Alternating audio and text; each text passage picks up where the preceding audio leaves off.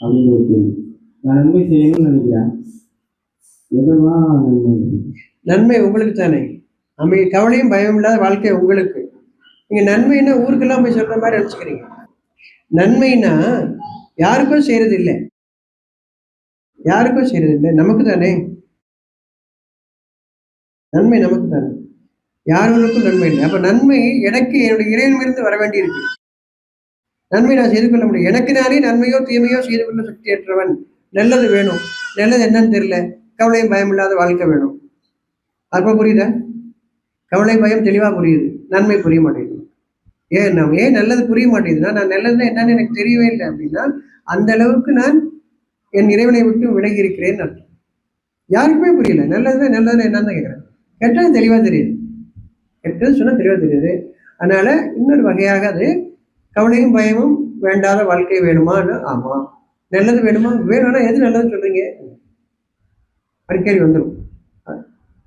அப்ப நன்மை எனக்கு கவலையும் பயம் இல்லாத ஒரு வாழ்க்கை வேண்டும். அதற்கு உள்ளத்தின் செய்திகளை நான் செவியேற்க வேண்டும். அவன் நல்லதை கேட்கக்கூடிய தன்மை எனக்கு இருந்தால் நல்லதை நான் கேட்பேன். எனக்கு வரக்கூடிய நல்லது என்னது? எச்சரிக்கையும் நல்லதுதான், நற்செய்தியும் நல்ல விஷயமும் அதுவும் நல்லதுதான். எச்சரிக்கைங்கிறது என்னை பாதுகாக்கக்கூடியது, தடுக்கக்கூடியது. தவறின் பக்கம் நான் போக விடாமல் என்னை தடுக்கக்கூடியது எச்சரிக்கை. எச்சரிக்கையை செவியேற்றால் நற்செய்தி. அப்ப இந்த மாதிரிலாம் பண்ணாதீங்க பாருங்க.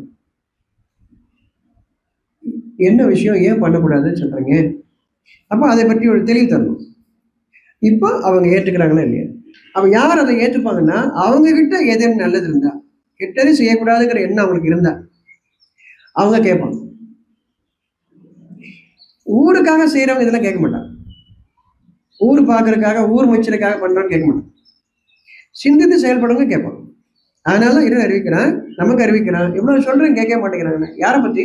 யாரோ ரோட்ல போற ஒருத்தரை பத்தி இல்லை, நம்ம வீட்டிலே நமக்கு தெரிஞ்ச ஒருத்தரை கேட்போம். வீட்டில் நல்லது சொல்றோம், மனைவிக்கு சொல்றோம், அப்பாவுக்கு அண்ணன் தம்பிக்கு சொல்றோம், பிள்ளைங்களுக்கு சொல்றோம், கேட்க மாட்டேங்கிறாங்க அப்படின்னா இறைவன் நமக்கு அறிவிக்கிறான் வேலையில நன்மை ஏதேனும் இருந்தால் நான் செவியேற்க முடி செய்திருப்பேன்னு சொல்றேன்.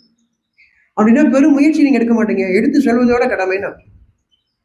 அதுக்காக நமக்கு அறிவிக்கிறான். ஊரை பத்தி உங்களுக்கு சொல்ல, உங்களை சுற்றி இருக்கிற உலகம் இருக்கு இல்லையா, அந்த உலகத்தை பற்றி அறிவிக்கின்றான். எடுத்து சொல்லுங்க, கேட்கலன்னா விட்டுருங்க. அதுக்காக நீர் உண்மையை அழித்துக் கொள்ள வேண்டாம் சொல்றான்.